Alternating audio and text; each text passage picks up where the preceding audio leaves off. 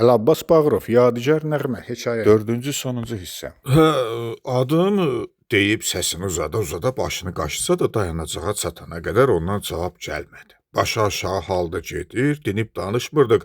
Sanki hərə səssizcə öz addımını sayırdı. Axırda özüm dilə gəldim, ağzımı açırdım, soruşam ki, qəmgin, bu dəhcədə bir ayağı yerdə, bir ayağı köhnə, sınıq salxaq avtobusun ayaqlığında geri qandırıldı və bircə kəlmə ilə ötkəm halda tapdıq, dedi. Nə? Tapdıq? Hə də tapdıq. Kəlməsini eşidincə elə bildim dünyanın bütün qəm qüssəsi, dərd ələmi, hüzn və kədəri onun sifətində həmişəlik qərar tutub, nə də dəyişsə bircə o dəyişən deyil. Onun həmişəlik olduğunu sadəcə indi hiss etmişəm. Sənətdə də bu cür yazılmışdı. Sonra onu da itirdim. Heç bilmədim necə oldu. Arasında 3 manat da pul var idi. Deyəsən avtobusda cibimdən oğramışdılar. Ayşə, qalx yuxarı, əmri gələn kimi o, ax məni tapıblar, dedi və şişəbağ sürücünün qapıları bağlamağı ilə aramıza sanki keçilməz bir sədd çəkildi. Lap arxa oturacaqda özünə yer eləyəndən sonra onun gülümsənərək çirkli şüşədən mənə necə utana-utana əl elədiyini gördüm. Heç inanmağım gəlmədi ki, o cılız canı ilə yaşda məndən böyük də ola bilər. Deyirdim, bəs o bunu nəyinsə xatirinə elə belə deyib. Amma niyə?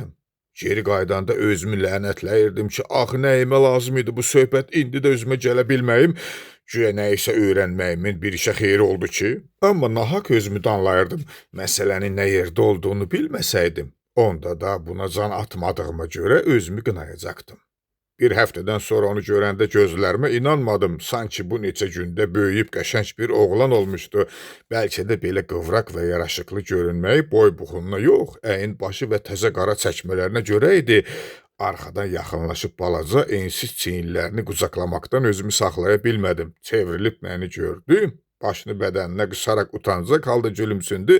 Soruşdum, bilirmi, mən onun dostuyam. Ona bir söz deyənin ağzını cırarım. Baxıb ərklə, dostu, soruşdu. Ya qardaşı? Doğrusu onun mənə bu qədər bel bağlamağından da çox, ağlıma gəlməyən bir şey düşünüb tapmağımdan çaşan kimi oldum. Qürrələnsəm də bilmədim onu bu fikrə gətirən nə olub? Bəlkə ürəyindən keçən o idi, qoy olsun. Axşamacan top qovduğum dostlarımın hamısından üzü yola, çoxundan isə dərrakəli idi o. O vaxt ağılıma da gəlməzdi ki, bu bizim son görüşümüz olacaq. Məktəbdən yay tətilinə buraxılan kimi rayona əmimgilə yollandım və 2 ay sərin dağ havasında yaxşıca dincəlib, bir də sentyabrın 1-də dərslər başlananda geri döndüm.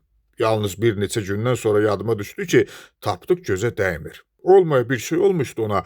Axşam anam heç dostunu xəbər almırsan soruşanda bilmədim necə inandırım ki, elə bu gün xatırlamışam onu. Allah haqqı düz sözümdür, dedim. Belə də dost olarlar. Anamın iradı bu tənbihlə qurtarsaydı heç nə soruşan deyildim. Amma onun müalicə olunduğunu biləndə yox, sadəcə anamın səsindən hiss etdim ki, deyəsən, xoş xəbər eşitməyəcəm. Əgər elə deyildisə, anam onun xəstəxanada olduğunu hardan bilə bilərdi? Nə çox idi şəhərdə xəstəxana? Ürəyimdə də Allaha yalvarırdım ki, nə olurdu olaydı, bircə anam işləyən xəstəxanada olmayaydı o. Amma onu da açıqca deməyə cəsarətim çatmadı, qorxa-qorxa.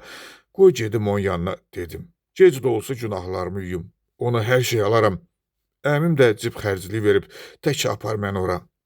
Elə bilirsən, nəsə almaqla iş bitir. Anam başını buladı və bunu heç vaxt edə bilməyəcəyini deyəndə anladım ki, hər şey elə ürəyimə daman kimidir.